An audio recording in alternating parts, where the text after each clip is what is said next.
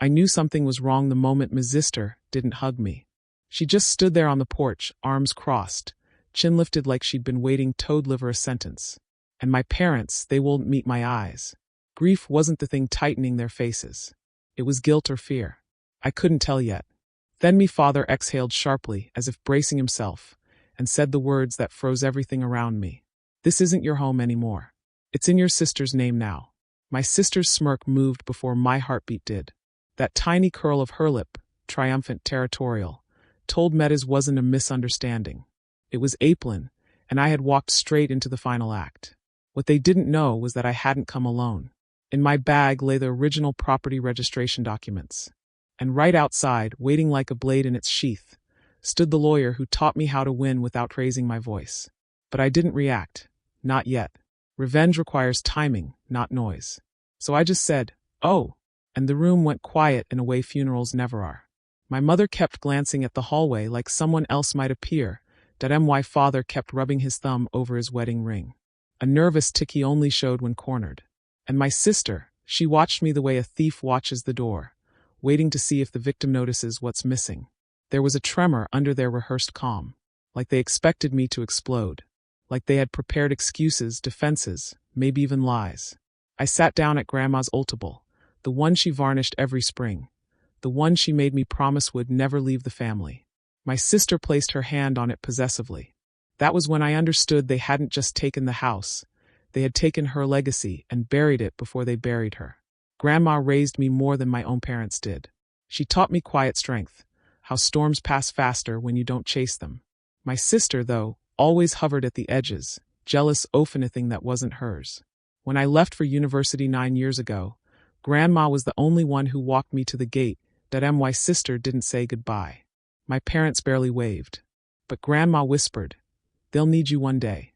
Don't let them take what's yours." Back then, I didn't understand what she meant. Now it did. The small signs had been there. Unreturned calls, missing letters, the sudden silence when money matters came up. But betrayal always disguises itself as family until it's ready to strike. I unraveled piece by piece. My sister answering my messages hours late unless she needed something. My parents avoiding questions about the house repairs I had paid for. Documents disappearing from the drawer I used to keep my things in. Conversations cut off the moment I walked into the room during video calls. And then last month, an anonymous message. Check the property registry. I did, and I saw exactly what they had done.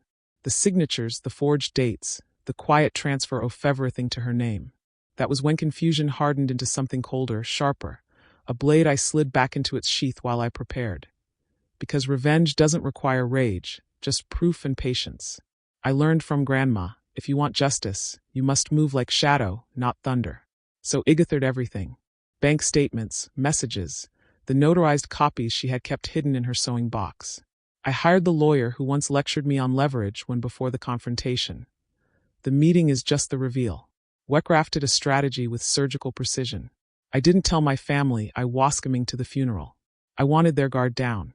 I brought the originals in a weathered envelope, edges softened by time. Irrefutable authenticity.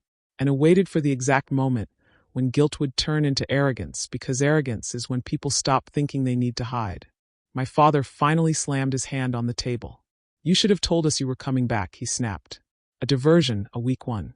I slid the envelope across the wood abandoned years ago. "I did," I said softly. "You just didn't listen." Ms. Zister's face shifted first. Confusion, then panic, then something like dread. I watched her realize what was inside before she even opened it. The original documents, Grandma's will. Her handwritten note confirming her intention that the house would pass Tome and only me. My lawyer stepped into the doorway, silent, immovable. Ms. Zister's smirk died. My parents' shoulders folded inward. I didn't raise my voice. I didn't need to. "You transferred a property that was never yours," I said. "And today we reverse everything legally, permanently." Ms. Zister whispered, "You wouldn't." I already did. And in that moment, power flowed back to me. Not loudly, but like Kia tide reclaiming land. By sunset, the documents were filed, the fraud recorded, the house restored to its rightful owner. My family didn't follow when I walked out. They just stared as if seeing me for the first time. Not the child they thought they could manipulate, but the adult who knew how to dismantle their schemes with silence. Standing outside, I felt the weight lift, not of the house, but of their hold on me. Grandma was right. Patience isn't surrender. Silence isn't weakness. And timing is everything. I locked the gate behind me, the keys cold and reassuring in my palm. This is my home, I whispered. And I'm finally done letting anyone take anything from me.